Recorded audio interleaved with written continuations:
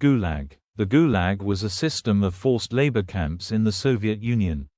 The word Gulag originally referred only to the division of the Soviet secret police that was in charge of running the forced labor camps from the 1930s to the early 1950s during Joseph Stalin's rule, but in English literature the term is popularly used for the system of forced labor throughout the Soviet era.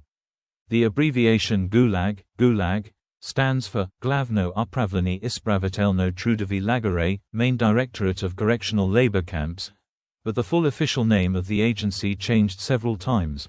The Gulag is recognized as a major instrument of political repression in the Soviet Union. The camps housed both ordinary criminals and political prisoners, a large number of whom were convicted by simplified procedures, such as NKVD troikas or other instruments of extrajudicial punishment.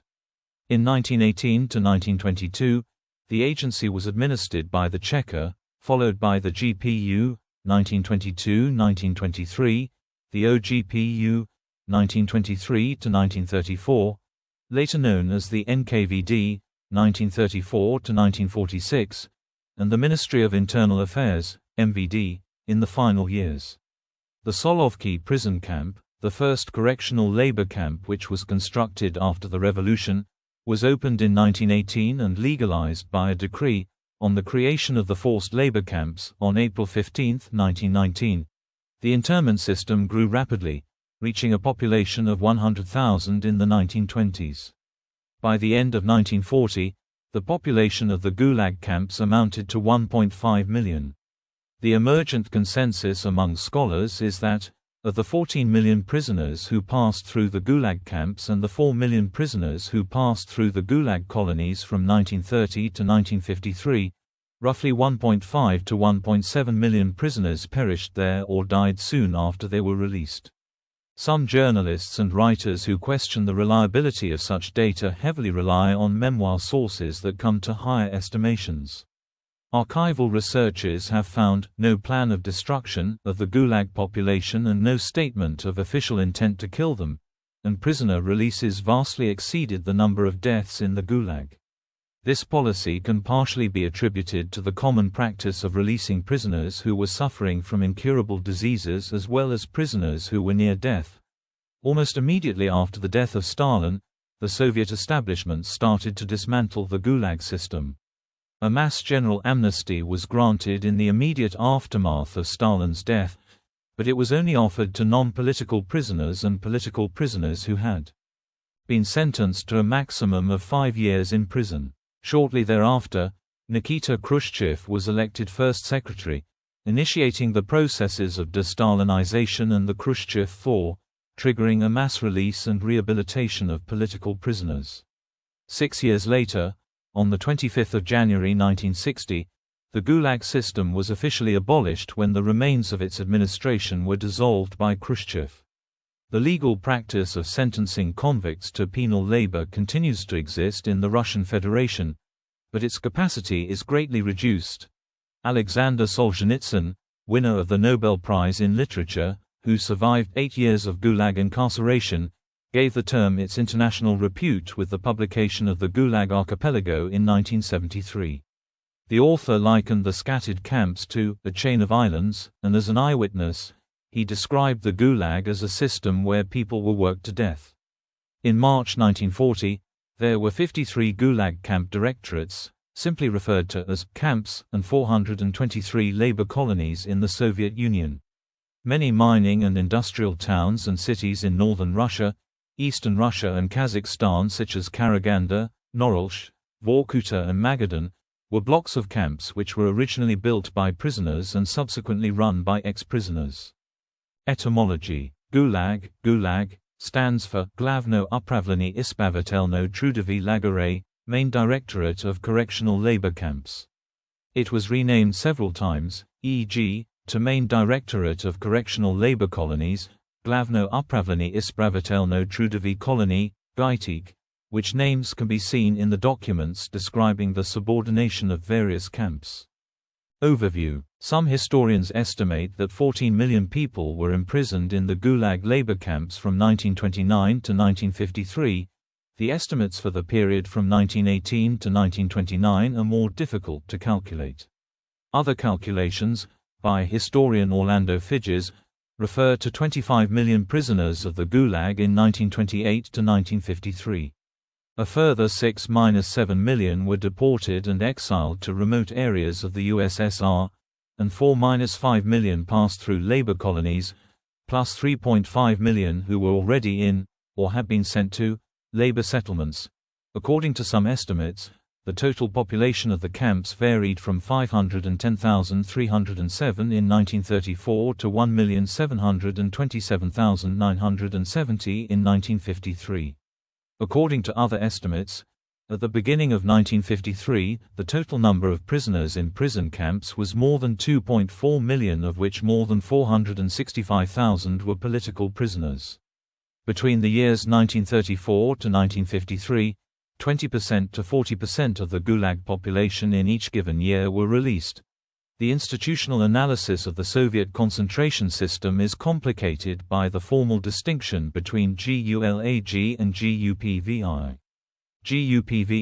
Gupvi, was the main administration for affairs of prisoners of war and internees, Glavno upravljenie po delom vojenoplenij I internirovani, Glavnoye upravljenie po delom vojenoplenij hi internirovani, a department of NKVD, later MVD, in charge of handling of foreign civilian internees and POWs, prisoners of war, in the Soviet Union during and in the aftermath of World War II, 1939 to 1953. In many ways, the Gupvi system was similar to Gulag. Its major function was the organization of foreign forced labor in the Soviet Union. The top management of Gupvi came from the Gulag system. The major memoir-noted distinction from Gulag was the absence of convicted criminals in the Gupvi camps. Otherwise, the conditions in both camp systems were similar: hard labor, poor nutrition and living conditions, and high mortality rate. For the Soviet political prisoners, like Alexander Solzhenitsyn, all foreign civilian detainees and foreign POWs were imprisoned in the Gulag. The surviving foreign civilians and POWs considered themselves prisoners in the Gulag. According to the estimates, in total, during the whole period of the existence of the Gupvi, there were over 500 POW camps within the Soviet Union and abroad, which imprisoned over 4 million POW. Most Gulag inmates were not political prisoners, although significant numbers of political prisoners could be found in the camps at any one time. Petty crimes and jokes about the Soviet government and officials were punishable by imprisonment. About half of political prisoners in the Gulag camps were imprisoned by administrative means, i.e., without trial at courts. Official data suggest that there were over 2.6 million sentences to imprisonment on cases investigated by the secret police throughout 1921 to 53. Maximum sentences varied depending on the type of crime and changed over time. From 1953, the maximum sentence for petty theft was 6 months, having previously been 1 year and 7 years.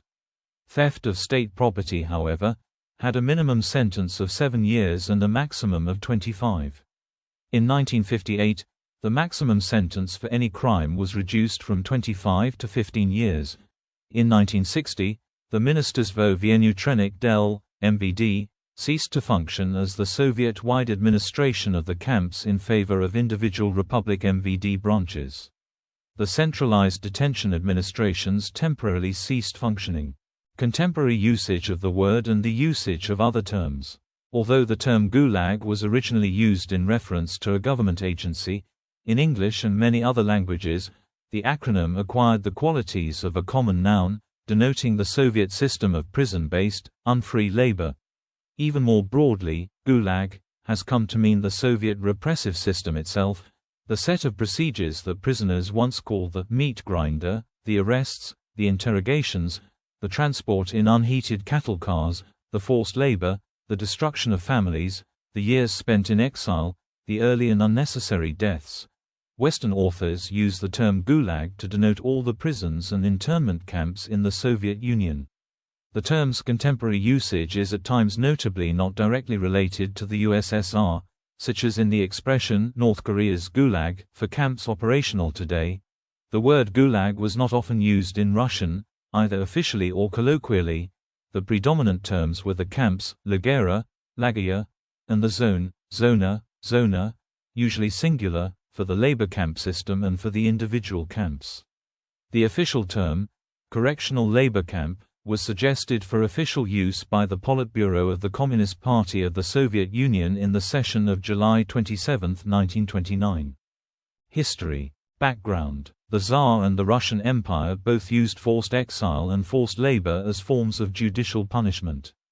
Katorga, a category of punishment which was reserved for those who were convicted of the most serious crimes, had many of the features which were associated with labor camp imprisonment, confinement, simplified facilities, as opposed to the facilities which existed in prisons, and forced labor, usually involving hard, unskilled or semi-skilled work. According to historian Anne Applebaum, katorga was not a common sentence. Approximately 6,000 katorga convicts were serving sentences in 1906 and 28,600 in 1916. Under the Imperial Russian penal system, those who were convicted of less serious crimes were sent to corrective prisons and they were also made to work. Forced exile to Siberia had been in use for a wide range of offenses since the 17th century, and it was a common punishment for political dissidents and revolutionaries. In the 19th century, the members of the failed Decembrist revolt and Polish nobles who resisted Russian rule were sent into exile. Fyodor Dostoevsky was sentenced to die for reading banned literature in 1849, but the sentence was commuted to banishment to Siberia. Members of various socialist revolutionary groups, including Bolsheviks such as Sergei Ordzhonikidze, Vladimir Lenin, Leon Trotsky, and Joseph Stalin, were also sent into exile. Convicts who were serving labor sentences and exiles were sent to the underpopulated areas of Siberia and the Russian Far East, regions that lacked towns or food sources as well as organized transportation systems. Despite the isolated conditions, some prisoners successfully escaped to populated areas. Stalin himself escaped 3 of the 4 times after he was sent into exile. Since these times, Siberia gained its fearful connotation as a place of punishment, a reputation which was further enhanced by the Soviet Gulag system. The Bolsheviks' own experiences with exile and forced labor provided them with a model which they could base their own system on, including the importance of strict enforcement. From 1920 to 1950, the leaders of the Communist Party and the Soviet state considered repression a tool that they should use to secure the normal functioning of the Soviet state system and preserve and strengthen their positions within their social base, the working class. When the Bolsheviks took power, peasants represented 80% of the population. In the midst of the Russian Civil War, Lenin and the Bolsheviks established a special prison camp system, separate from its traditional prison system and under the control of the Cheka. These camps, as Lenin envisioned them, had a distinctly political purpose. These early camps of the Gulag system were introduced in order to isolate and eliminate class alien, socially dangerous, disruptive, suspicious, and other disloyal elements, whose deeds and thoughts were not contributing to the strengthening of the dictatorship of the proletariat. Forced labor as a method of re-education was applied in the Solovki prison camp as early as the 1920s, based on Trotsky's experiments with forced labor camps for Czech war prisoners from 1918 and his proposals to introduce compulsory labor service, voiced in Terrorism and Communism. These concentration camps were not identical to the Stalinist or Hitler camps, but were introduced to isolate war prisoners given the extreme historical situation following World War I. Various categories of prisoners were defined: petty criminals, POWs of the Russian Civil War, officials accused of corruption, sabotage and embezzlement, political enemies, dissidents and other people deemed dangerous for the state. In the first decade of Soviet rule, the judicial and penal systems were neither unified nor coordinated, and there was a distinction between criminal prisoners and political or special prisoners. The traditional judicial and prison system, which dealt with criminal prisoners, were first overseen by the People's Commissariat of Justice until 1922, after which they were overseen by the People's Commissariat of Internal Affairs, also known as the NKVD. The Cheka and its successor organizations, the GPU or State Political Directorate and the OGPU, oversaw political prisoners and the special camps to which they were sent. In April 1929, the judicial distinctions between criminal and political prisoners were eliminated, and control of the entire Soviet penal system turned over to the OGPU. In 1928, there were 30,000 individuals interned. The authorities were opposed to compelled labor. In 1927, the official in charge of prison administration wrote, "The exploitation of prison labor, the system of squeezing golden sweat from them, the organization of production in places of confinement, which while profitable from a commercial point of view is fundamentally lacking in corrective significance, these are entirely inadmissible in Soviet places of confinement. The legal base and the guidance for the creation of the system of corrective labor camps, Ispravitelno trudovy lagera, Ispravitelno trudovy lageya, the backbone of what is commonly referred to as the Gulag, was a secret decree from the Sovnarkom of July 11, 1929, about the use of penal labor that duplicated the corresponding appendix to the minutes of the Politburo meeting of June 27, 1929. One of the Gulag system founders was Naftali Frenkel. In 1923, he was arrested for illegally crossing borders and smuggling. He was sentenced to 10 years hard labor at Solovki, which later came to be known as the first camp of the Gulag. While serving his sentence, he wrote a letter to the camp administration detailing a number of productivity improvement proposals, including the infamous system of labor exploitation whereby the inmates' food rations were to be linked to their rate of production, a proposal known as nourishment scale, Scala Patania. This notorious you eat as you work system would often kill weaker prisoners in weeks and caused countless casualties. The letter caught the attention of a number of high communist officials, including Genrik Yagoda, and Frenkel soon went from being an inmate to becoming a camp commander and an important Gulag official. His proposals soon saw widespread adoption in the Gulag system. After having appeared as an instrument and place for isolating counter-revolutionary and criminal elements, the Gulag, because of its principle of correction by forced labor, quickly became, in fact, an independent branch of the national economy secured on the cheap labor force presented by prisoners. Hence it is followed by one more important reason for the constancy of the repressive policy, namely, the state's interest in unremitting rates of receiving a cheap labor force that was forcibly used, mainly in the extreme conditions of the East and North. The Gulag possessed both punitive and economic functions. Formation and expansion under Stalin. The Gulag was an administration body that watched over the camps. Eventually its name would be used for these camps retrospectively. After Lenin's death in 1924, Stalin was able to take control of the government, and began to form the Gulag system. On June 27, 1929, the Politburo created a system of self-supporting camps that would eventually replace the existing prisons around the country. These prisons were meant to receive inmates that received a prison sentence that exceeded 3 years. Prisoners who had a shorter prison sentence than 3 years were to remain in the prison system that was still under the purview of the NKVD. The purpose of these new camps was to colonize the remote and inhospitable environments throughout the Soviet Union. These changes took place around the same time that Stalin started to institute collectivization and rapid industrial development. Collectivization resulted in a large-scale purge of peasants and so-called kuliks. The kuliks were supposedly wealthy, comparatively to other Soviet peasants, and were considered to be capitalists by the state, and by extension enemies of socialism. The term would also become associated with anyone who opposed or even seemed unsatisfied with the Soviet government. By late 1929, Stalin began a program known as dekulakization. Stalin demanded that the kulak class be completely wiped out, resulting in the imprisonment and execution of Soviet peasants. In a mere 4 months, 60,000 people were sent to the camps and another 154,000 exiled. This was only the beginning of the dekulakization process, however. In 1931 alone, 1,803,392 people were exiled. Although these massive relocation processes were successful in getting a large potential free forced labor workforce where they needed to be, that is about all it was successful at doing. The special settlers, as the Soviet government referred to them, all lived on starvation-level rations, and many people starved to death in the camps, and anyone who was healthy enough to escape tried to do just that.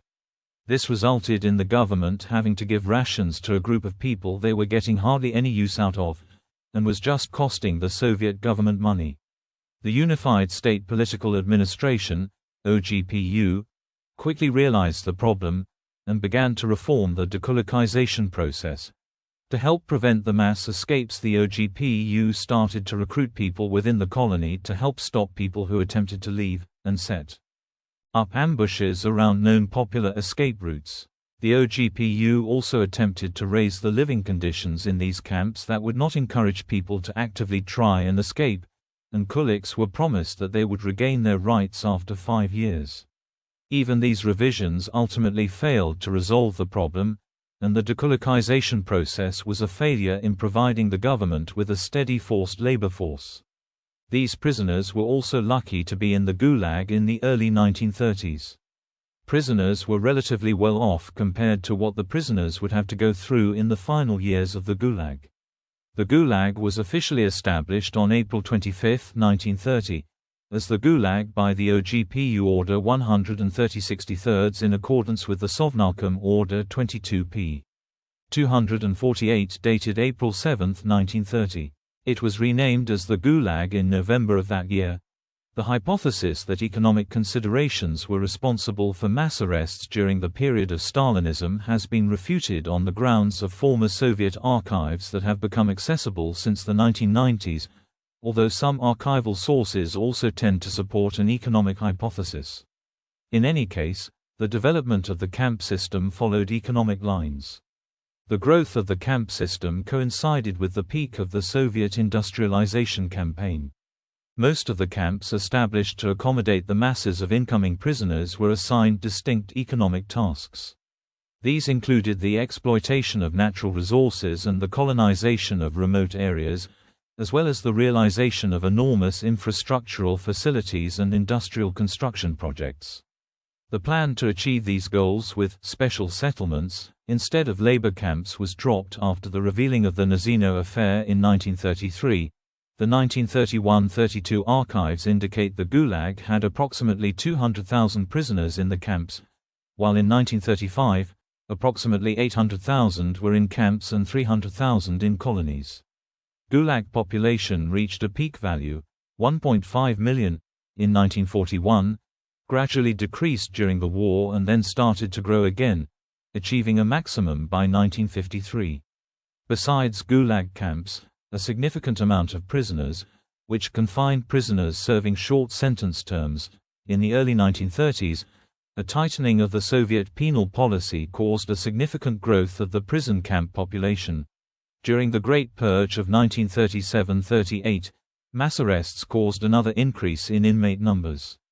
Hundreds of thousands of persons were arrested and sentenced to long prison terms on the grounds of one of the multiple passages of the notorious Article 58 of the Criminal Codes of the Union Republics, which defined punishment for various forms of counter-revolutionary activities. Under NKVD Order No. 00447, tens of thousands of Gulag inmates were executed in 1937–38 for continuing counter-revolutionary activities. Between 1934 and 1941, the number of prisoners with higher education increased more than 8 times, and the number of prisoners with high education increased 5 times. It resulted in their increased share in the overall composition of the camp prisoners. Among the camp prisoners, the number and share of the intelligentsia was growing at the quickest pace.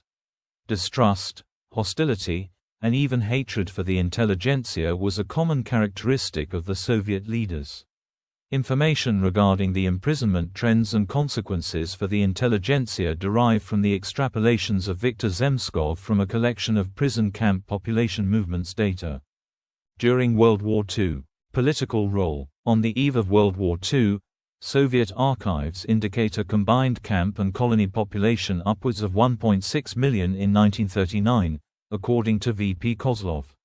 Ann Applebaum and Stephen Rosefield estimate that 1.2 to 1.5 million people were in Gulag System's prison camps and colonies when the war started. After the German invasion of Poland that marked the start of World War II in Europe, the Soviet Union invaded and annexed eastern parts of the Second Polish Republic. In 1940, the Soviet Union occupied Estonia, Latvia, Lithuania, Bessarabia, now the Republic of Moldova, and Bukovina. According to some estimates, hundreds of thousands of Polish citizens and inhabitants of the other annexed lands, regardless of their ethnic origin, were arrested and sent to the Gulag camps. However, according to the official data, the total number of sentences for political and anti-state, espionage, terrorism, crimes in the USSR in 1939–41 was 211,106. Approximately 300,000 Polish prisoners of war were captured by the USSR during and after the Polish Defensive War. Almost all of the captured officers and a large number of ordinary soldiers were then murdered, see Katyn massacre, or sent to Gulag. Of the 10,000 to 12,000 Poles sent to Kolyma in 1940–41, most prisoners of war, only 583 men survived, released in 1942 to join the Polish armed forces in the east. Out of General Anders' 80,000 evacuees from Soviet Union gathered in Great Britain, only 310 volunteered to return to Soviet-controlled Poland in 1947.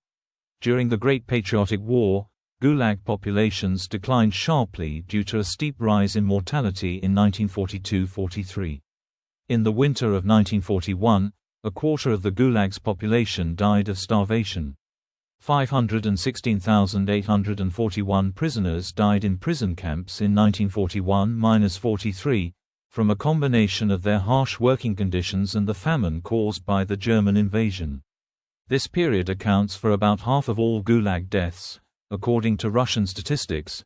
In 1943, the term katorga works, katorzhny raboty, was reintroduced. They were initially intended for Nazi collaborators, but then other categories of political prisoners, for example, members of deported peoples who fled from exile, were also sentenced to katorga works. Prisoners sentenced to katorga works were sent to Gulag prison camps with the most harsh regime, and many of them perished. Economic role. Up until World War II, the Gulag system expanded dramatically to create a Soviet camp economy. Right before the war, forced labor provided 46.5% of the nation's nickel, 76% of its tin, 40% of its cobalt, 40.5% of its chrome iron ore, 60% of its gold, and 25.3% of its timber. And in preparation for war, the NKVD put up many more factories and built highways and railroads. The Gulag quickly switched to the production of arms and supplies for the army after fighting began. At first, transportation remained a priority. In 1940, the NKVD focused most of its energy on railroad construction. This would prove extremely important when the German advance into the Soviet Union started in 1941. In addition, factories converted to produce ammunition, uniforms, and other supplies. Moreover, the NKVD gathered skilled workers and specialists from throughout the Gulag into 380 special colonies which produced tanks, aircraft, armaments, and ammunition. Despite its low capital costs, the camp economy suffered from serious flaws. For one, actual productivity almost never matched estimates. The estimates proved far too optimistic. In addition, scarcity of machinery and tools plagued the camps, and the tools that the camps did have quickly broke. The Eastern Siberian Trust of the Chief Administration of Camps for Highway Construction destroyed 94 trucks in just 3 years. But the greatest problem was simple: forced labor was less efficient than free labor. In fact, prisoners in the Gulag were, on average, half as productive as free laborers in the USSR at the time, which may be partially explained by malnutrition. To make up for this disparity, the NKVD worked prisoners harder than ever. To meet rising demand, prisoners worked longer and longer hours, and on lower food rations than ever before. A camp administrator said in a meeting, There are cases when a prisoner is given only 4 or 5 hours out of 24 for rest, which significantly lowers his productivity. In the words of a former Gulag prisoner, by the spring of 1942, the camp ceased to function. It was difficult to find people who were even able to gather firewood or bury the dead. The scarcity of food stemmed in part from the general strain on the entire Soviet Union, but also the lack of central aid to the Gulag during the war. The central government focused all its attention on the military and left the camps to their own devices. In 1942, the Gulag set up the Supply Administration to find their own food and industrial goods. During this time, not only did food become scarce, but the NKVD limited rations in an attempt to motivate the prisoners to work harder for more food, a policy that lasted until 1948. In addition to food shortages, the Gulag suffered from labor scarcity at the beginning of the war. The Great Terror of 1936 to 1938 had provided a large supply of free labor, but by the start of World War II, the purges had slowed down. In order to complete all of their projects, camp administrators moved prisoners from project to project. To improve the situation, laws were implemented in mid-1940 that allowed giving short camp sentences, 4 months or a year, to those convicted of petty theft, hooliganism, or labor discipline infractions. By January 1941, the Gulag workforce had increased by approximately 300,000 prisoners. But in 1942, serious food shortages began, and camp populations dropped again. The camps lost still more prisoners to the war effort as the Soviet Union went into a total war footing in June 1941. Many laborers received early releases so that they could be drafted and sent to the front. Even as the pool of workers shrank, demand for outputs continued to grow rapidly. As a result, the Soviet government pushed the Gulag to do more with less. With fewer able-bodied workers and few supplies from outside the camp system, camp administrators had to find a way to maintain production. The solution they found was to push the remaining prisoners still harder. The NKVD employed a system of setting unrealistically high production goals, straining resources in an attempt to encourage higher productivity. As the Axis armies pushed into Soviet territory from June 1941 on, labor resources became further strained, and many of the camps had to evacuate out of Western Russia. From the beginning of the war to halfway through 1944, 40 camps were set up, and 69 were disbanded. During evacuations, machinery received priority, leaving prisoners to reach safety on foot. The speed of Operation Barbarossa's advance prevented the evacuation of all prisoners in good time, and the NKVD massacred many to prevent them from falling into German hands. While this practice denied the Germans a source of free labor, it also further restricted the Gulag's capacity to keep up with the Red Army's demands. When the tide of the war turned, however, and the Soviets started pushing the Axis invaders back, fresh batches of laborers replenished the camps.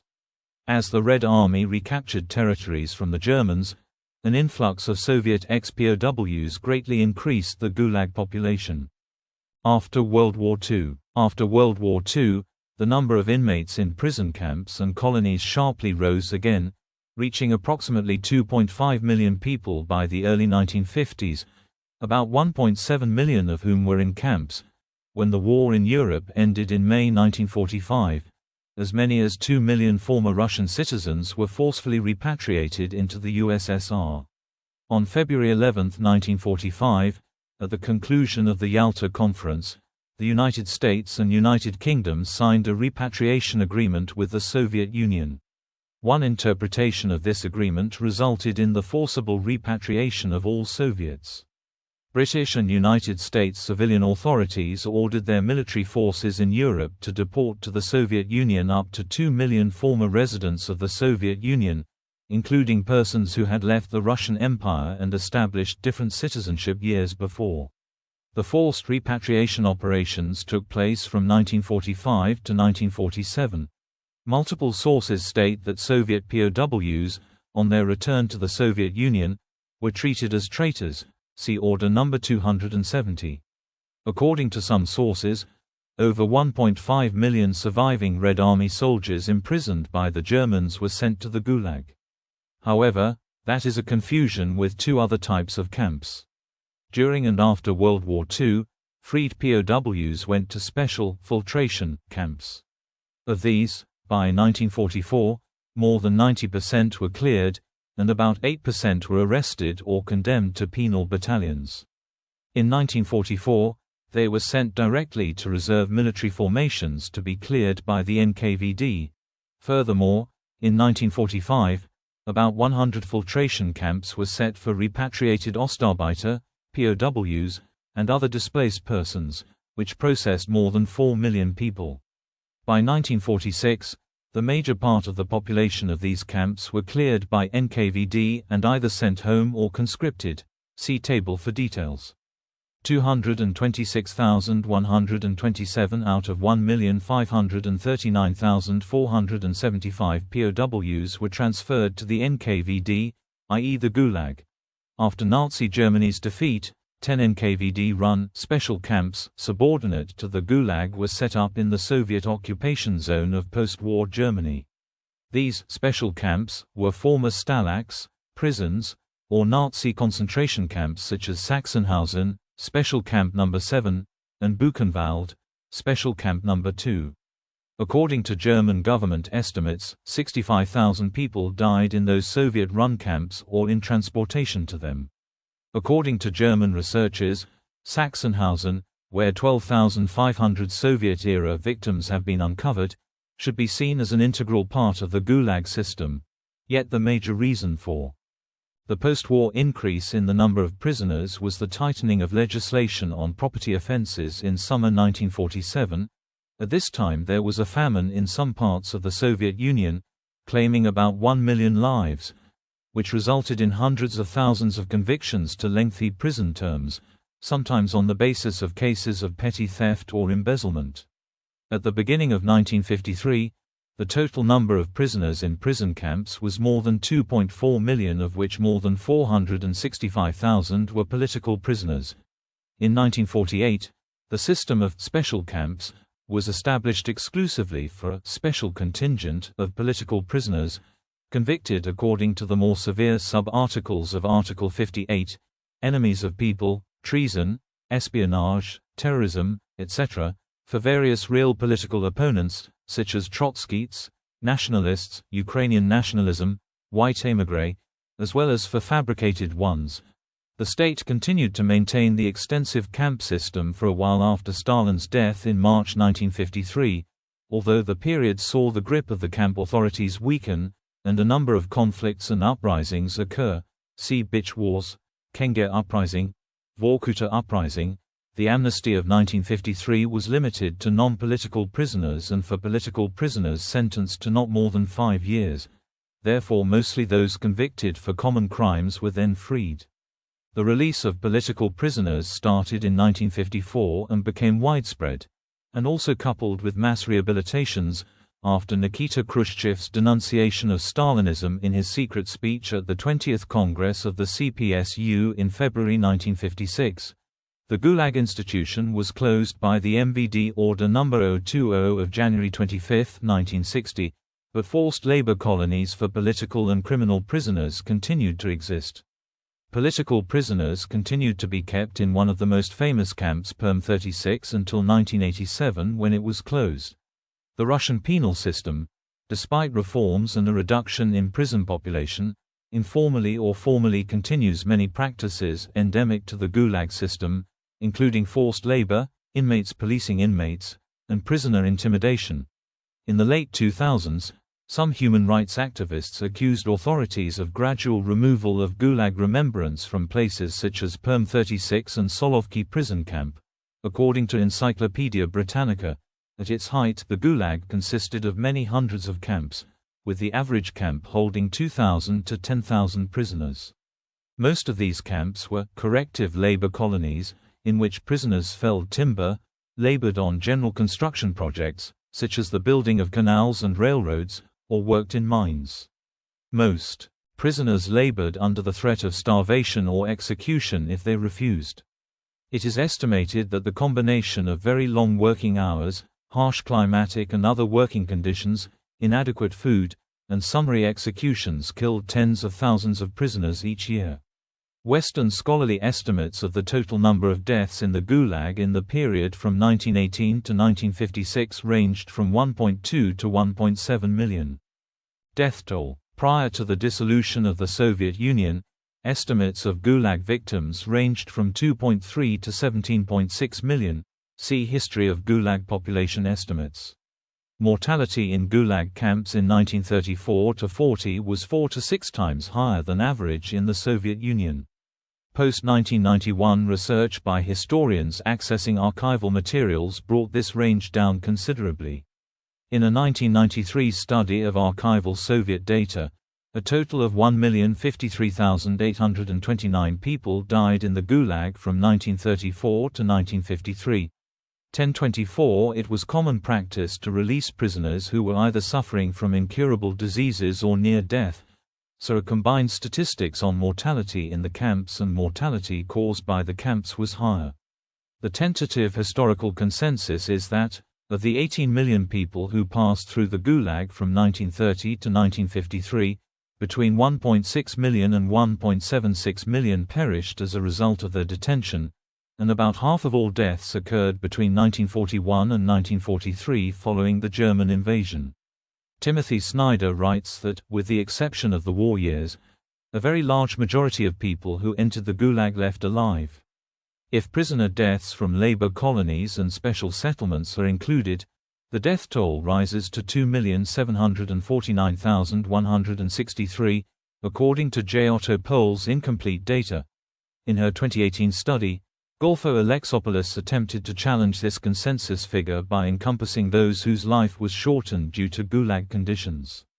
Alexopoulos concluded from her research that a systematic practice of the Gulag was to release sick prisoners on the verge of death, and that all prisoners who received the health classification, invalid, light physical labor, light individualized labor, or physically defective, that together, according to Alexopoulos, encompassed at least one-third of all inmates who passed through the Gulag died or had their lives shortened due to detention in the Gulag in captivity or shortly after release.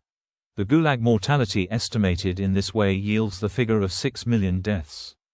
Historian Orlando Figes and Russian writer Vadim Ehrlichman have posited similar estimates. The estimate of Alexopoulos, however, has obvious methodological difficulties and is supported by misinterpreted evidence, such as presuming that hundreds of thousands of prisoners, directed to other places of detention, in 1948 was a euphemism for releasing prisoners on the verge of death into labor colonies, when it was really referring to internal transport in the Gulag rather than release. In a University of Oxford doctoral dissertation, in 2020, The Problem of Medical Release, Aktarovka, and of Mortality Among Certified Invalids, Aktarovany, was considered in detail by Mikhail Nakonechny. He concluded that the number of terminally ill people discharged early on medical grounds from the Gulag was about 1 million. Mikhail added 800,000 to 850,000 excess deaths to the death toll directly caused by the results of Gulag incarceration, which brings the death toll to 2.5 million people. Mortality rate. In 2009, Stephen Rosefield stated more complete archival data increases camp deaths by 19.4% to 1,258,537. The best archivally based estimate of Gulag excess deaths at present is 1.6 million from 1929 to 1953. Dan Healy in 2018 also stated the same thing. New studies using declassified Gulag archives have provisionally established a consensus on mortality and inhumanity. The tentative consensus says that once secret records of the Gulag administration in Moscow show a lower death toll than expected from memoir sources, generally between 1.5 and 1.7 million, out of 18 million who passed through, for the years from 1930 to 1953. Certificates of death in the Gulag system for the period from 1930 to 1956. Gulag administrators. Conditions. Living and working conditions in the camps varied significantly across time and place, depending, among other things, on the impact of broader events, World War II, countrywide famines and shortages, waves of terror, sudden influx or release of large numbers of prisoners, and the type of crime committed. Instead of being used for economic gain, political prisoners were typically given the worst work or were dumped into the less productive parts of the Gulag. For example, Victor Herman, in his memoirs, compares the Biopolem and the Nuksha II camps, which were both near Vyatka. In Biopolem there were roughly 3,000 prisoners, all non-political, in the central compound.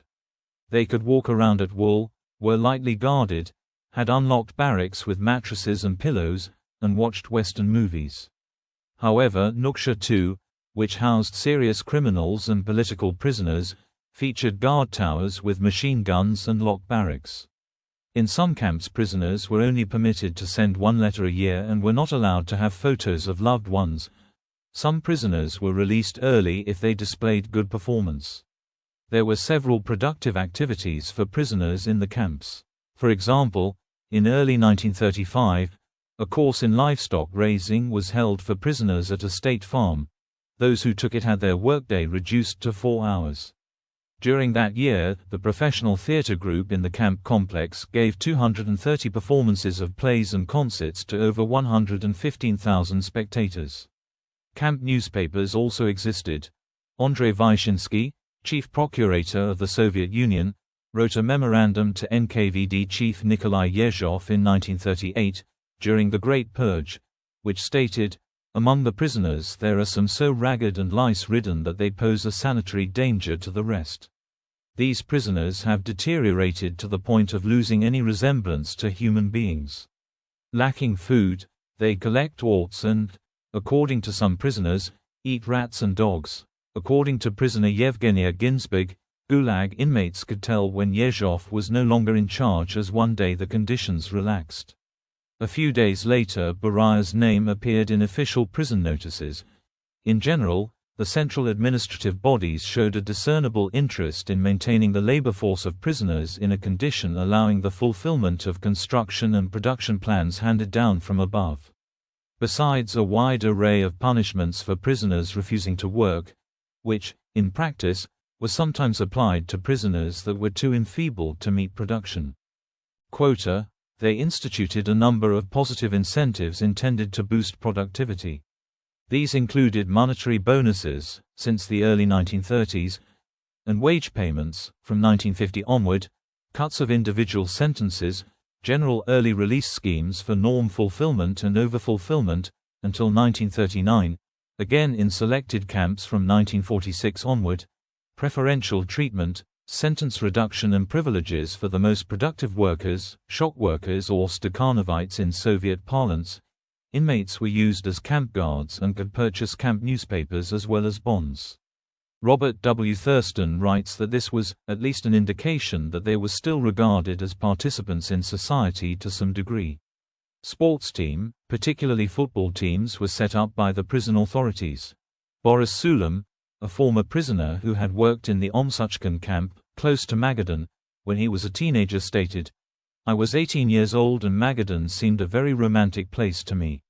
I got 880 rubles a month and a 3,000 ruble installation grant, which was a hell of a lot of money for a kid like me. I was able to give my mother some of it. They even gave me membership in the Komsomol. There was a mining and ore processing plant which sent out parties to dig for tin. I worked at the radio station which kept contact with the parties. If the inmates were good and disciplined, they had almost the same rights as the free workers. They were trusted and they even went to the movies. As for the reason they were in the camps, well, I never poked my nose into details. We all thought the people were there because they were guilty." Immediately after the German attack on the Soviet Union in June 1941, the conditions in camps worsened drastically. Quotas were increased, rations cut, and medical supplies came close to none, all of which led to a sharp increase in mortality. The situation slowly improved in the final period and after the end of the war. Considering the overall conditions and their influence on inmates, it is important to distinguish three major strata of Gulag inmates: Kuliks, Osadniks, Ukazniks, people sentenced for violation of various UK ASAs, e.g. law of spikelets, decree about work discipline, etc. Occasional violators of criminal law. Dedicated criminals, thieves in law. People sentenced for various political and religious reasons. Gulag and famine, 1932–1933. The Soviet famine of 1932–1933 swept across many different regions of the Soviet Union. During this time, it is estimated that around 6 to 7 million people starved to death. On 7 August 1932, a new decree drafted by Stalin, Law of Spikelets, specified a minimum sentence of 10 years or execution for theft from collective farms or of cooperative property. Over the next few months, prosecutions rose fourfold. A large share of cases prosecuted under the law were for the theft of small quantities of grain worth less than 50 rubles. The law was later relaxed on 8 May 1933. Overall, during the first half of 1933, prisons saw more new incoming inmates than the 3 previous years combined. Prisoners in the camps faced harsh working conditions. One Soviet report stated that, in early 1933, up to 15% of the prison population in Soviet Uzbekistan died monthly. During this time, prisoners were getting around 300 calories, 1,300 kilojoules, worth of food a day. Many inmates attempted to flee, causing an upsurge in coercive and violent measures. Camps were directed not to spare bullets. Social conditions. The convicts in such camps were actively involved in all kinds of labor, with one of them being logging. The working territory of logging presented by itself a square and was surrounded by forest clearing. Thus, all attempts to exit or escape from it were well observed from the 4 towers set at each of its corners. Locals who captured a runaway were given rewards. It is also said that camps in colder areas were less concerned with finding escaped prisoners, as they would die anyhow from the severely cold winters. In such cases, prisoners who did escape without getting shot were often found dead kilometers away from the camp. Geography. In the early days of Gulag, the locations for the camps were chosen primarily for the isolated conditions involved. Remote monasteries in particular were frequently reused as sites for new camps. The site on the Solovetsky Islands in the White Sea is one of the earliest and also most noteworthy, taking root soon after the revolution in 1918. The colloquial name for the islands, Solovki, entered the vernacular as a synonym for the labor camp in general. It was presented to the world as an example of the new Soviet method for re-education of class enemies and reintegrating them through labor into Soviet society. Initially, the inmates, largely Russian intelligentsia, enjoyed relative freedom within the natural confinement of the islands. Local newspapers and magazines were published. Even some scientific research was carried out, e.g., a local botanical garden was maintained but unfortunately later lost completely. Eventually, Solovki turned into an ordinary Gulag camp. Some historians maintain that it was a pilot camp of this type. In 1929, Maxim Gorky visited the camp and published an apology for it. The report of Gorky's trip to Solovki was included in the cycle of impressions titled Po Soyuzu Sovtov, Part 5, subtitled Solovki. In the report, Gorky wrote that camps such as Solovki were absolutely necessary. With the new emphasis on Gulag as the means of concentrating cheap labor, new camps were then constructed throughout the Soviet sphere of influence, wherever the economic task at hand dictated their existence, or was designed specifically to avail itself of them, such as the White Sea-Baltic Canal or the Baikal-Amur mainline, including facilities in big cities. Parts of the famous Moscow Metro and the Moscow State University new campus were built by forced labor.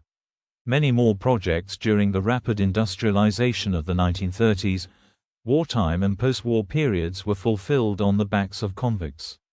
The activity of Gulag camps spanned a wide cross-section of Soviet industry. Gorky organized in 1933 a trip of 120 writers and artists to the White Sea-Baltic Canal. 36 of them wrote a propaganda book about the construction, published in 1934 and destroyed in 1937.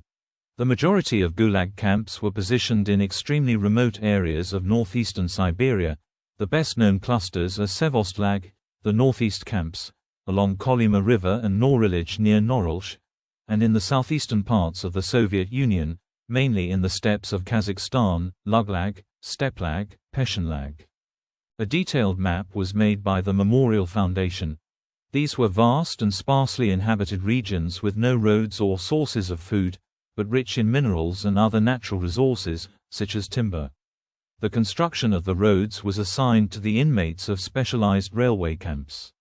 Camps were generally spread throughout the entire Soviet Union, including the European parts of Russia, Belarus, and Ukraine.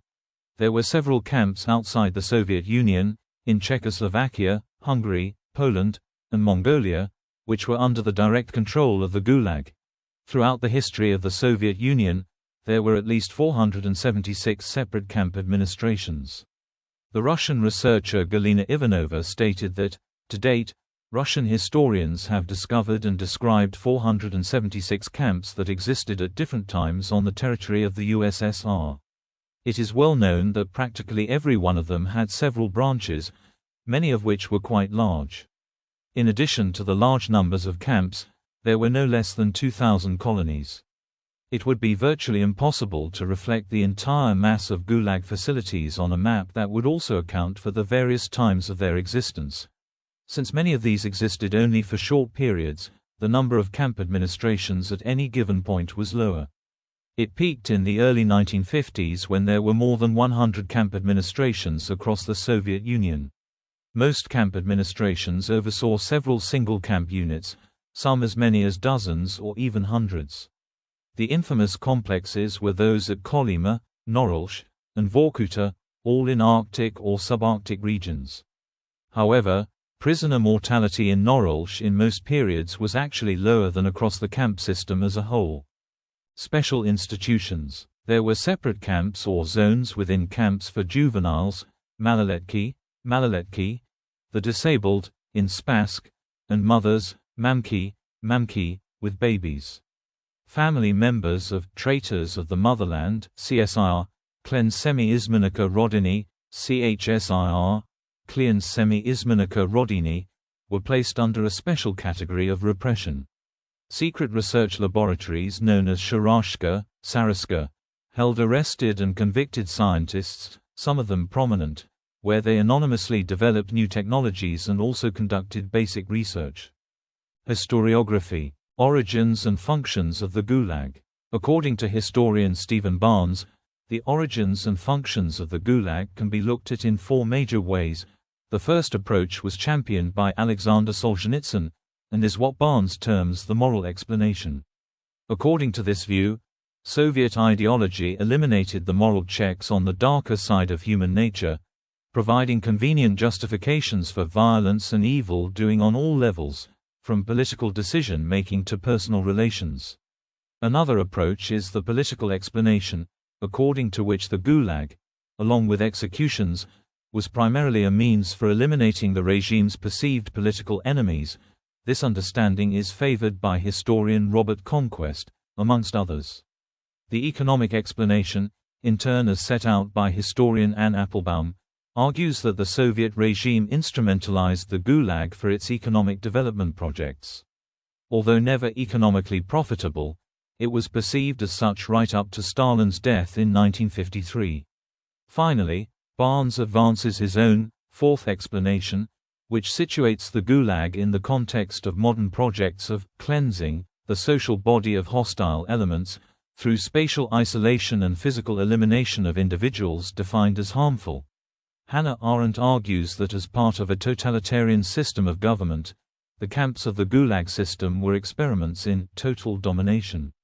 In her view, the goal of a totalitarian system was not merely to establish limits on liberty, but rather to abolish liberty entirely in service of its ideology. She argues that the Gulag system was not merely political repression because the system survived and grew long after Stalin had wiped out all serious political resistance. Although the various camps were initially filled with criminals and political prisoners, eventually they were filled with prisoners who were arrested irrespective of anything relating to them as individuals, but rather only on the basis of their membership in some ever-shifting category of imagined threats to the state. 437–59. She also argues that the function of the Gulag system was not truly economic. Although the Soviet government deemed them all forced labor camps, this in fact highlighted that the work in the camps was deliberately pointless, since all Russian workers could be subject to forced labor. 444–5. The only real economic purpose they typically served was financing the cost of their own supervision. Otherwise the work performed was generally useless, either by design or made that way through extremely poor planning and execution. Some workers even preferred more difficult work if it was actually productive. She differentiated between authentic, forced labor camps, concentration camps, and annihilation camps. 444–5. In authentic labor camps, inmates worked in relative freedom and are sentenced for limited periods. Concentration camps had extremely high mortality rates but were still essentially organized for labor purposes. Annihilation camps were those where the inmates were systematically wiped out through starvation and neglect. She criticizes other commentators' conclusion that the purpose of the camps was a supply of cheap labor. According to her, the Soviets were able to liquidate the camp system without serious economic consequences, showing that the camps were not an important source of labor and were overall economically irrelevant. 444–5. Arendt argues that together with the systematized, arbitrary cruelty inside the camps, this served the purpose of total domination by eliminating the idea that the arrestees had any political or legal rights. Morality was destroyed by maximizing cruelty and by organizing the camps internally to make the inmates and guards complicit. The terror resulting from the operation of the Gulag system caused people outside of the camps to cut all ties with anyone who was arrested or purged and to avoid forming ties with others for fear of being associated with anyone who was targeted. As a result, the camps were essential as the nucleus of a system that destroyed individuality and dissolved all social bonds. Thereby, the system attempted to eliminate any capacity for resistance or self-directed action in the greater population. 437–59. Archival documents. Statistical reports made by the OGPU-NKVD-MGB-MVD between the 1930s and 1950s are kept in the State Archive of the Russian Federation, formerly called Central State Archive of the October Revolution, CSAOR. These documents were highly classified and inaccessible. Amid glasnost and democratization in the late 1980s, Viktor Zemskov and other Russian researchers managed to gain access to the documents and published the highly classified statistical data collected by the OGPU-NKVD-MGB-MVD and related to the number of the Gulag prisoners, special settlers, etc. In 1995, Zemskov wrote that foreign scientists have begun to be admitted to the restricted access collection of these documents in the State Archive of the Russian Federation since 1992. However, only one historian, namely Zemskov, was admitted to these archives, and later the archives were again closed, according to Leonid Lopatnikov. Pressure from the Putin administration has exacerbated the difficulties of Gulag researchers. While considering the issue of reliability of the primary data provided by corrective labor institutions, it is necessary to take into account the following two circumstances. On the one hand, their administration was not interested to understate the number of prisoners in its reports, because it would have automatically led to a decrease in the food supply plan for camps, prisons, and corrective labor colonies. The decrement in food would have been accompanied by an increase in mortality that would have led to wrecking of the vast production program of the Gulag. On the other hand, overstatement of data of the number of prisoners also did not comply with departmental interests, because it was fraught with the same, i.e., impossible, increase in production tasks set by planning bodies. In those days, people were highly responsible for non-fulfillment of plan. It seems that a resultant of these objective departmental interests was a sufficient degree of reliability of the reports. Between 1990 and 1992, the first precise statistical data on the Gulag based on the Gulag archives were published by Viktor Zemskov. These had been generally accepted by leading Western scholars, despite the fact that a number of inconsistencies were found in this statistics. Not all the conclusions drawn by Zemskov based on his data have been generally accepted. Thus, Sergei Maksudov alleged that although literary sources, for example the books of Lev Razgan or Alexander Solzhenitsyn, did not envisage the total number of the camps very well and markedly exaggerated their size. On the other hand, Viktor Zemskov, who published many documents by the NKVD and KGB, was far from understanding of the Gulag essence and the nature of socio-political processes in the country. He added that without distinguishing the degree of accuracy and reliability of certain figures, without making a critical analysis of sources, without comparing new data with already known information, Zemskov absolutizes the published materials by presenting them as the ultimate truth. As a result, Maksudov charges that Zemskov's attempts to make generalized statements with reference to a particular document, as a rule, do not hold water. In response, Zemskov wrote that the charge that he allegedly did not compare new data with already known information could not be called fair. In his words, the trouble with most Western writers is that they do not benefit from such comparisons. Zemskov added that when he tried not to overuse the juxtaposition of new information with old one, it was only because of a sense of delicacy, not to once again psychologically traumatize the researchers whose works used incorrect figures, as it turned out after the publication of the statistics by the OGPU-NKVD-MGB-MVD. According to French historian Nicolas Worth, the mountains of the materials of the Gulag archives, which are stored in funds of the State Archive of the Russian Federation and were being constantly exposed during the last 15 years, represent only a very small part of bureaucratic prose of immense size left over after the decades of creativity by the dull and reptile organization managing the Gulag. In many cases, local camp archives, which have been stored in sheds, barracks, or other rapidly disintegrating buildings, simply disappeared in the same way as most of the camp buildings did. In 2004 and 2005, some archival documents were published in the edition Istoria Stalinskogo Gulaga. Kones 1920 kh, Pavaya Polovina 1950 kh Godov. Sobrany Dokumentov v7 Tomak, The History of Stalin's Gulag. From the late 1920s to the first half of the 1950s. Collection of documents in 7 volumes, wherein each of its 7 volumes covered a particular issue indicated in the title of the volume: Mass Repression in the USSR, Massivi Repressi versus SSSR, Punitive System. Structure and Cadres, Karatelnaya Sistema. Struktura I Kadri, Economy of the Gulag, Ekonomika Gulaga, The Population of the Gulag.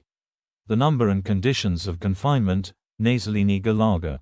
Chislenost I Uslavia Sodizhenia, Spec Settlers in the USSR, Spec Periselenci versus SSSR, Uprisings, Riots, and Strikes of Prisoners, Vostania, Bunty I Zabastovki. Zaključionik, and Soviet Repressive and Punitive Policy.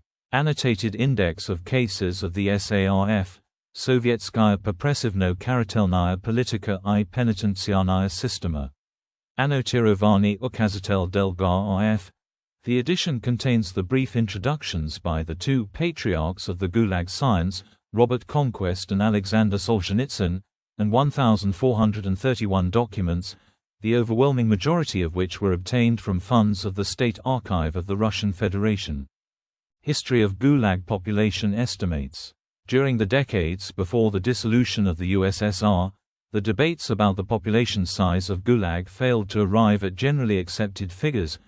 Wide-ranging estimates have been offered, and the bias toward higher or lower side was sometimes ascribed to political views of the particular author.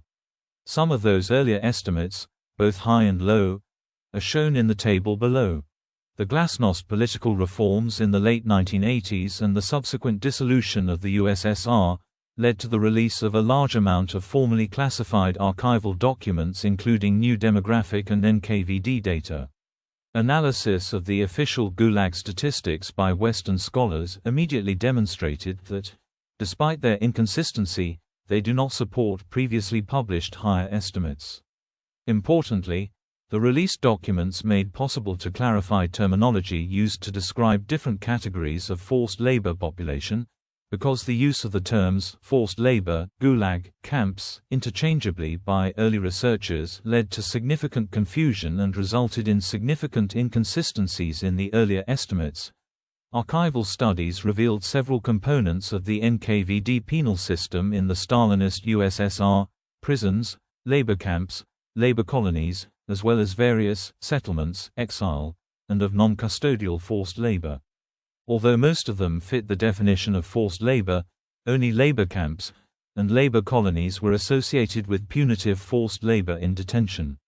Forced labor camps, Gulag camps, were hard regime camps, whose inmates were serving more than 3-year terms.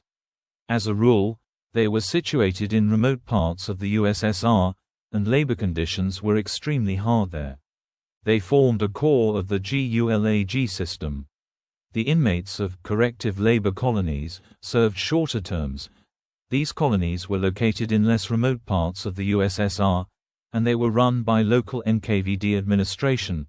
Preliminary analysis of the Gulag camps and colonies statistics, see the chart on the right, demonstrated that the population reached the maximum before the World War II, then dropped sharply, partially due to massive releases, partially due to wartime high mortality, and then was gradually increasing until the end of Stalin era, reaching the global maximum in 1953, when the combined population of Gulag camps and labor colonies amounted to 2,625,000.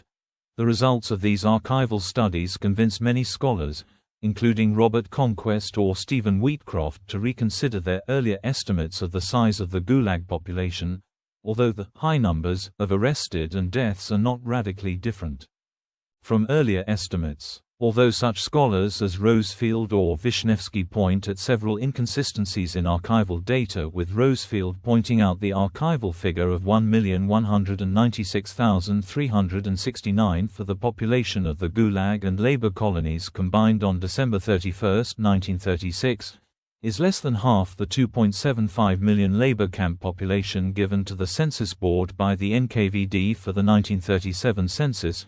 It is generally believed that these data provide more reliable and detailed information than the indirect data and literary sources available for the scholars during the Cold War era. Although Conquest cited Baraya's report to the Politburo of the labor camp numbers at the end of 1938, stating there were almost 7 million prisoners in the labor camps, more than 3 times the archival figure for 1938, and an official report to Stalin by the Soviet Minister of State Security in 1952 stating there were 12 million prisoners in the labor camps. These data allowed scholars to conclude that during the period of 1928 to 53, about 14 million prisoners passed through the system of Gulag labor camps and 4–5 million passed through the labor colonies. Thus, these figures reflect the number of convicted persons, and do not take into account the fact that a significant part of Gulag inmates had been convicted more than one time, so the actual number of convicted is somewhat overstated by these statistics. From other hand, during some periods of Gulag history, the official figures of Gulag population reflected the camp's capacity, not the actual number of inmates, so the actual figures were 15% higher in, e.g. 1946. The USSR implemented a number of labor disciplinary measures, due to the lack of productivity of its labor force in the early 1930s. 1.8 million workers were sentenced to 6 months in forced labor with a quarter of their original pay, 3.3 million faced sanctions, and 60,000 were imprisoned for absentees in 1940 alone. The conditions of Soviet workers worsened in WW2 as 1.3 million were punished in 1942, and 1 million each were punished in subsequent 1943 and 1944 with the reduction of 25% of food rations. Furthermore, 460,000 were imprisoned throughout these years. Impact. Culture. The Gulag spanned nearly 4 decades of Soviet and East European history and affected millions of individuals.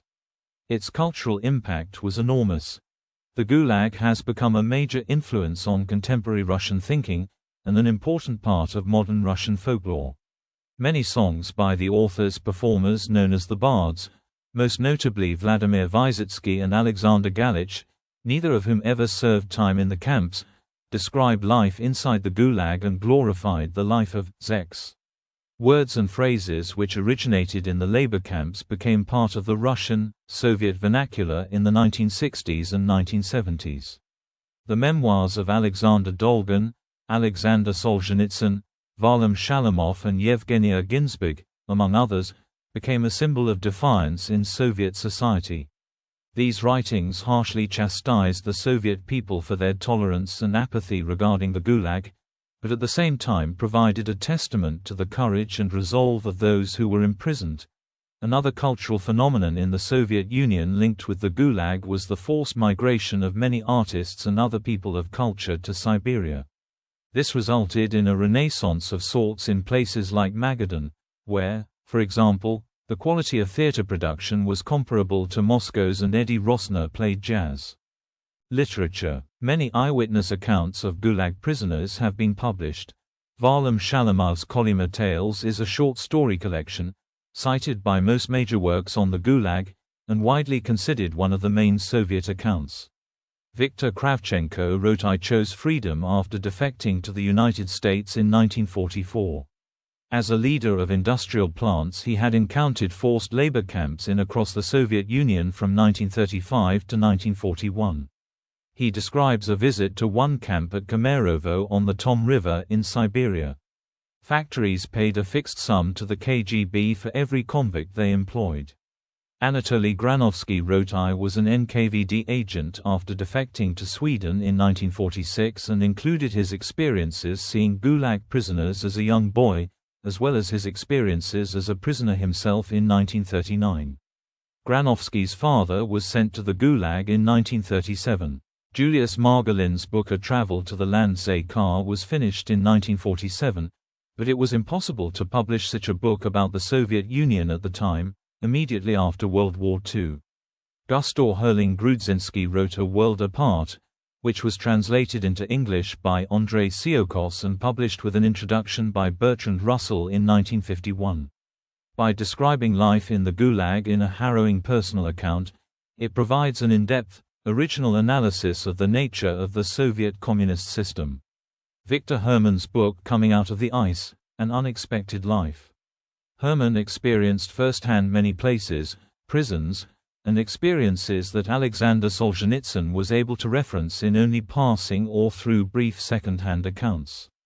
Alexander Solzhenitsyn's book The Gulag Archipelago was not the first literary work about labor camps. His previous book on the subject, One Day in the Life of Ivan Denisovich, about a typical day in the life of a Gulag inmate, was originally published in the most prestigious Soviet monthly, Novy Mir, New World, in November 1962, but was soon banned and withdrawn from all libraries. It was the first work to demonstrate the Gulag as an instrument of governmental repression against its own citizens on a massive scale. The First Circle, an account of 3 days in the lives of prisoners in the Marfino-Sharashka or special prison, was submitted for publication to the Soviet authorities shortly after One Day in the Life of Ivan Denisovich, but was rejected and later published abroad in 1968. Slavomir Roich's book, The Long Walk, The True Story of a Trek to Freedom, in 1941, the author and 6 other fellow prisoners escaped a Soviet labor camp in Yakutsk. Janos Rajas, a Hungarian writer, often referred to as the Hungarian Solzhenitsyn, wrote many books and articles on the issue of the Gulag. Zoltán Szalkai, a Hungarian documentary filmmaker, made several films about Gulag camps. Carlo Steiner, a Croatian communist who was active in the former Kingdom of Yugoslavia and the manager of the Comintern publishing house in Moscow 1932–39, was arrested one night and taken from his Moscow home after being accused of anti-revolutionary activities. He spent the next 20 years in camps from Solovki to Norolch. After USSR Yugoslavian political normalization, he was retried and quickly found innocent. He left the Soviet Union with his wife, who had been waiting for him for 20 years, in 1956 and spent the rest of his life in Zagreb, Croatia. He wrote an impressive book titled 7,000 Days in Siberia. Dancing Under the Red Star by Carl Tobian, ISBN 1-4000-7078-3, tells the story of Margaret Werner, an athletic girl who moves to Russia right before Stalin came to power. She faces many hardships, as her father is taken away from her and imprisoned. Werner is the only American woman who was held in the Gulag to tell about it. Alexander Dolgun's story, An American in the Gulag, ISBN 0-394-49497-0, by a member of the U.S. Embassy, and I Was a Slave in Russia, ISBN 0-8159-5800-5, An American factory owner's son, were two more American citizens interned who wrote of their ordeal. They were interned due to their American citizenship for about 8 years circa 1946 to 55. Yevgenia Ginsburg wrote 2 famous books about her remembrances, Journey into the Whirlwind and Within the Whirlwind. Savic Markovic Stedimlja, a pro-Croatian Montenegrin ideologist. Caught in Austria by the Red Army in 1945, he was sent to the USSR and spent 10 years in the Gulag. After his release, Markovic wrote his autobiographical account in 2 volumes titled 10 Years in Gulag, 10 Godina u Gulagu, Matica Crnogorska, Podgorica, Montenegro 2004. Anita Nandras Kudlar's book, 20 Years in Siberia is the own life's account written by a Romanian peasant woman from Bukovina, Mahala village near Cernăuți, who managed to survive the harsh, forced labor system together with her 3 sons. Together with her husband and her 3 underage children, she was deported from Mahala village to the Soviet Yarmalo-Nenets Autonomous Okrug, at the Polar Circle, without a trial or even a communicated accusation. The same night of June 12 to 13, 1941, that is, just before Germany's invasion of the USSR, overall 602 fellow villagers were arrested and deported, without any prior notice. Her mother received the same sentence but was spared from deportation after the fact that she was a paraplegic was acknowledged by the authorities. It was later discovered that the reason for her deportation and forced labor was the fake and nonsensical claim that, allegedly, her husband had been a mayor in the Romanian administration, a politician and a rich peasant, none of the latter of which was true.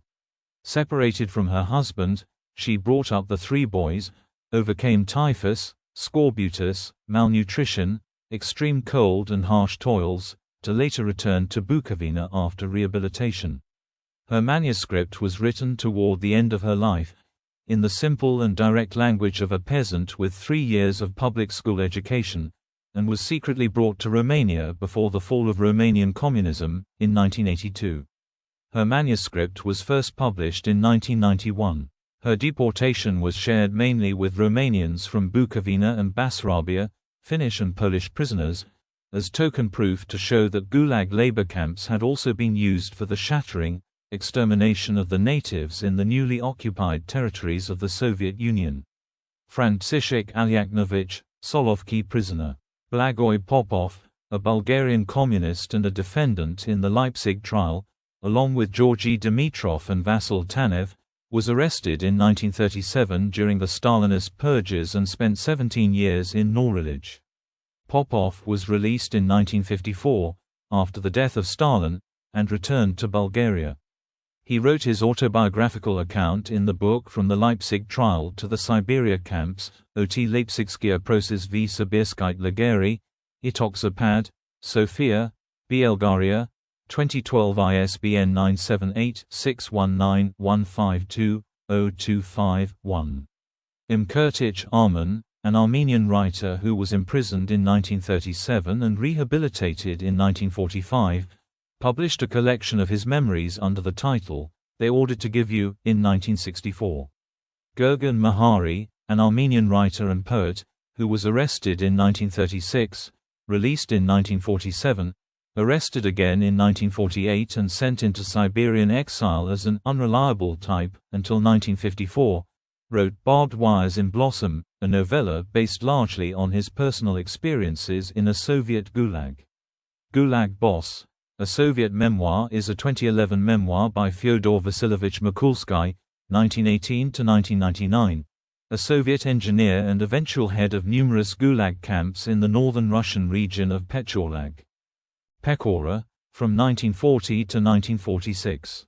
Colonization. Soviet state documents show that the goals of the Gulag included colonization of sparsely populated remote areas and exploiting its resources using forced labor. In 1929, OGPU was given the task to colonize these areas. To this end, the notion of free settlement was introduced.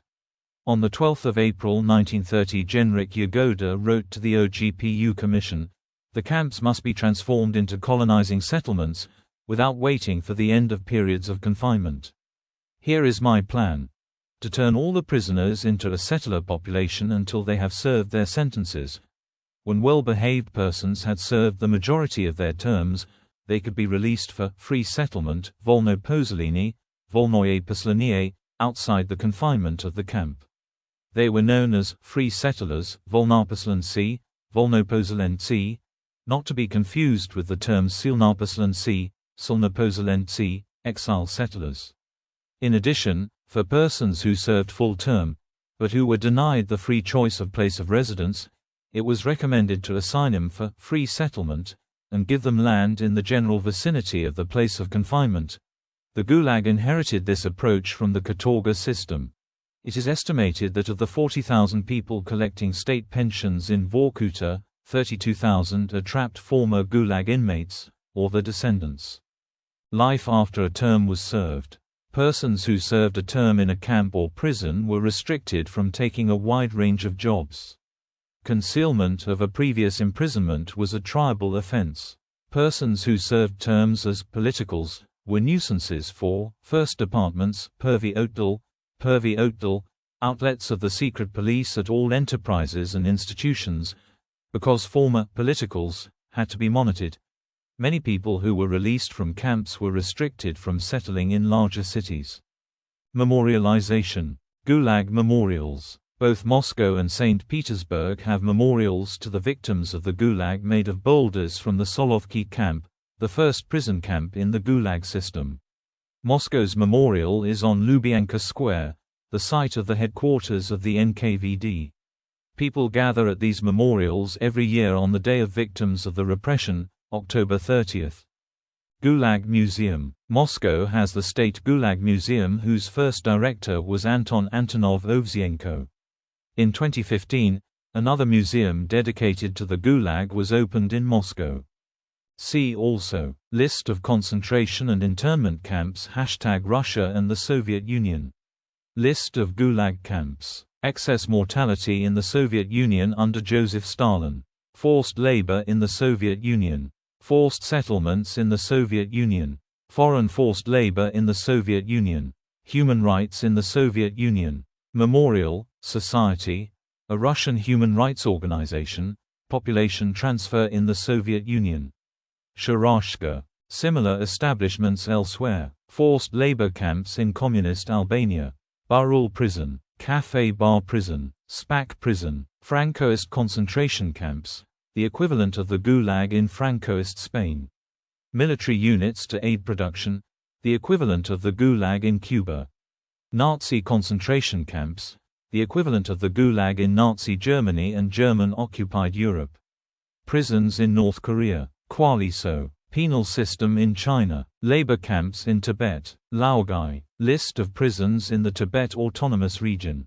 Re-education through labor. Xinjiang internment camps. Pestesti prison, the equivalent of the Gulag in the Socialist Republic of Romania. Re-education camp, Vietnam, the equivalent of the Gulag in Vietnam. Corrective labor colony, Russia. Barul prison. Café Bar prison. Spac prison. Kwaliso labor camps in Tibet. Laogai. List of prisons in the Tibet Autonomous Region. Re-education through labor. Xinjiang internment camps.